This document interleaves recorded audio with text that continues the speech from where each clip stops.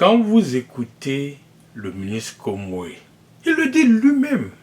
Quand il est rentré au pays, il a eu droit à des gardes de corps. Mais est-ce que Aswadou a eu droit à des gardes de corps? Est-ce que Hubert Oulay a eu droit à des gardes de corps? Tous ceux qui sont rentrés au pays ont-ils eu droit à des gardes de corps? Pourquoi donc lui? A-t-il été le seul ministre du président Laurent Gbagbo à coexister dans le gouvernement avec ceux qu'il a appelés lui-même des rebelles à un moment donné? Non. Mais pourquoi donc lui bénéficie d'un certain nombre de faveurs et pas d'autres? Cela ne fait que justifier ce que nous avons dit, c'est-à-dire qu'ils sont devenus des collabos. Et quelque part, il dit, oui, si être collabo, c'est un peu assouplir sa position, c'est accepter de collaborer avec le régime, c'est accepter d'être opposant responsable, dans ce cas il est collabo. La question est de savoir qu'est-ce qu'il met dans opposant responsable. Oui, Komwe continue d'insister que le président Gbagbo n'a jamais dit qu'il était candidat. Il dit que des gens ont même passé des mois à La Haye en train de chercher à obtenir du président Laurent Gbagbo une lettre. Il dit que eux qui sont avec Afi ont des preuves et qu'ils parlent par rapport à des faits. Et que nous qui allons à La Haye, nous sommes des faussaires.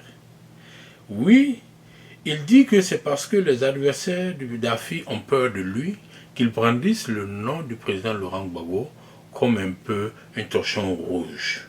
Et puis, quelque part, il dit, et même si Gbagbo était candidat, comment est-ce qu'il pourrait diriger le parti à partir de la prison et qu'un otage ne peut pas se libérer de lui-même? Effectivement, ça c'est leur chanson préférée. Comment va jusqu'à minimiser, en croyant bien faire, il va jusqu'à minimiser le bilan de Pascal Affi sans qu'il soutient. Parce que c'est lui qui dit, qui connaît le FPI à l'étranger. Voilà. Mais nous voudrons répondre au ministre Komwe pour lui dire qu'il n'a donné aucun fait. On aurait pu ne même pas, je crois que les militants et les responsables du FPI, les auditeurs de la radio Jacques Roger, lui ont donné la réponse qu'il fallait. Mais nous allons ajouter qu'il n'a donné aucun fait. Il ne s'agit pas de venir citer hors contexte ce que le président Laurent Gbagbo a dit à Alpha Konaré lors des élections de l'Union africaine, ou bien ce qu'il a dit à Issia lorsque deux cadres de cette région-là ne s'entendaient pas. Mais cela est hors contexte. Nous sommes aujourd'hui dans un contexte où l'avocat en chef du président Laurent Gbagbo à La Haye reconnaît et il le dit à la CPI que le fait que l'appel de Mama, en fait, dit que l'appel de Mama est une bonne chose pour son candidat parce que ça mettra son client, disons-le, dans le jeu politique en Côte d'Ivoire. En d'autres termes, les gens n'auront pas besoin de passer par des deuxièmes couteaux, des seconds couteaux, qu'ils pourraient même s'offrir ou acheter, au détriment du président Laurent Gbagbo lui-même. Désormais, ils pourront s'adresser directement au président Laurent Gbagbo en ce qui concerne la réconciliation. C'est ce qu'il faut d'abord comprendre. Et puis, dire que les adversaires du président Laurent Gbagbo ont peur d'Afi, je pense que c'est le comble de la mauvaise foi. Parce que qui est adversaire d'Afi aujourd'hui? C'est le président Laurent Gbagbo. C'est ça, c'est lui qui est candidat. Donc le président Laurent Gbagbo aura peur d'Afi qui continue de brandir son nom en disant qu'il se bat pour lui, contre lui? Non. Est-il besoin de rappeler que Michel Gbagbo n'est pas candidat à un poste de président du FPI? Est-il besoin de rappeler que Simone Gbagbo n'est pas candidate à un poste de présidence du FPI? Est-il besoin de lui rappeler que Sangaré Abdourahmane n'est pas candidat? Et cela serait-il aujourd'hui devenu des adversaires d'Afi? Et aurait-il peur d'Afi? Quand même, un peu de bonne foi. Arrêtons. Il ne sert à rien de se comporter comme des mauvais perdants. La base vous a complètement vomi par votre propre faute. il faut assumer cela. Il faut avoir le courage de lâcher du lest pour espérer revenir demain. Il faut arrêter de vous comporter comme des pères qui, justement, sentant leur mort venir, voudraient se faire enterrer avec l'ensemble de leurs enfants. Lorsque l'animatrice demande au ministre Komoué est-ce que Afi sera candidat, il a tourné autour de la question, mais il a fini par avouer. Et ça, ce n'est pas nouveau. Nous avons déjà signalé qu'effectivement, si les responsables du FPI, que les partisans d'Afi appellent fondeurs, mais qui en réalité sont soucieux de la ligne originelle du parti, ne s'y prennent pas bien, Afi manœuvrera pour s'organiser un congrès sur mesure pour se faire investir et aller toucher le prix de la traîtrise. Comment essaie de justifier cela en disant que le président Laurent Gbagbo a été candidat contre Houphouët-Boigny en 90 sans avoir la certitude de pouvoir gagner? En cela, il reconnaît qu'ils vont à ces élections, pas pour gagner. En cela, il reconnaît que c'est effectivement à dessein que Afi a violé les textes du parti en envoyant un émissaire du FPI à la CEI. Mais mieux, et ce n'est plus grave, comment peut-il comparer 1990 à 2015? A-t-il été vraiment un militant authentique du FPI? A-t-il vraiment soutenu la candidature du président Laurent Gbagbo en 1990? Pour le dirigeant FPI qu'il est, il devrait savoir que les enjeux en 90, c'était justement le pluralisme politique, c'était la conquête de la démocratie, c'était justement en affrontant Houphouët-Boigny à des élections, c'était un acte historique et cela a été reconnu. Lorsque l'animatrice demande au ministre Komoué est-ce que Afi sera candidat, il a tourné autour de la question, mais il a fini par avouer. Et ça, ce n'est pas nouveau. Nous avons déjà signalé qu'effectivement, si les responsables du FPI, que les partisans d'Afi appellent fondeurs, mais qui en réalité sont soucieux de la ligne originelle du parti, ne s'y prennent pas bien, Afi manœuvrera pour s'organiser un congrès sur mesure pour se faire investir et aller toucher le prix de la traîtrise. Comment essaie de justifier cela en disant que le président Laurent Gbagbo a été candidat contre Houphouët-Boigny en 90 sans avoir la certitude de pouvoir gagner? En cela, il reconnaît qu'ils vont à ces élections, pas pour gagner. En cela, il reconnaît que c'est effectivement à dessein que Afi a violé les textes du parti en envoyant un émissaire du FPI à la CEI. Mais mieux, et ce n'est plus grave, comment peut-il comparer 1990 à 2015?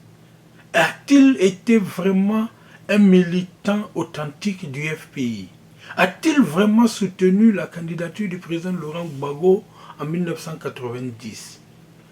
Pour le dirigeant FPI qu'il est, il devrait savoir que les enjeux en 90, c'était justement le pluralisme politique, c'était la conquête de la démocratie, c'était justement en affrontant Houphouët-Boigny à des élections, c'était un acte historique et cela a été reconnu. Comme je vous le disais, continue de nier que le président Laurent Gbagbo est candidat, que tous ceux qui vont à la haie sont des faussaires, sont des menteurs. Il y en a qui ne sont même pas allés à la haie et qui disent qu'il est candidat. Parmi eux, on compte Michel Gbagbo. Quel intérêt a-t-il à mentir sur la candidature de son propre père? Au-delà de ça, il dit que ce sont les adversaires du président Laurent Gbagbo qui font ce montage grotesque. Quelqu'un comme Stéphane Kibré, président de son propre parti politique, donc pas candidat à un poste au FPI, a-t-il intérêt à mentir pour dire que le président Laurent Gbagbo est candidat? Oudin a-t-il intérêt à mentir? Cherche-t-il aussi la place de Laurent Gbagbo et de Pascal Affi-N'Guessan? Je ne crois pas. Mamadou Jo, le chargé de mission du président Laurent Gbagbo, cherche-t-il la place de Pascal Affi-N'Guessan? Je ne crois pas. Votre serviteur cherche... Est-ce que je cherche la place de Pascal Affi-N'Guessan? Je peux vous garantir que non. Et donc, au lieu de nous donner des faits, on ne nous en donne pas. Il décide de prôner la politique de l'Autriche et puis, malheureusement, insulte d'honnêtes citoyens. Et qu'il faut que cela cesse. Nous voudrons rappeler au ministre Komwe que les mêmes personnes à qui il a dit d'aller dire au président Laurent Gbagbo que pour des raisons familiales et financières, il voudrait rentrer au pays et qui lui ont fait le retour nécessaire, qu'il a apprécié, que ce sont les mêmes personnes aujourd'hui qui disent que le président Laurent Gbagbo est candidat.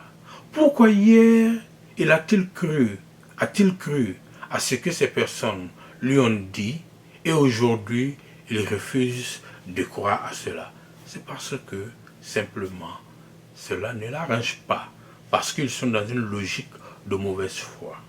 Je voudrais ici aussi dire au ministre Komwe que les mêmes personnes par qui il passait pour informer le président Laurent Gbagbo de ce qui s'est passé au Maroc avec son voisin qui était là-bas, que c'est les mêmes personnes aujourd'hui qui lui disent que le président Laurent Gbagbo est candidat.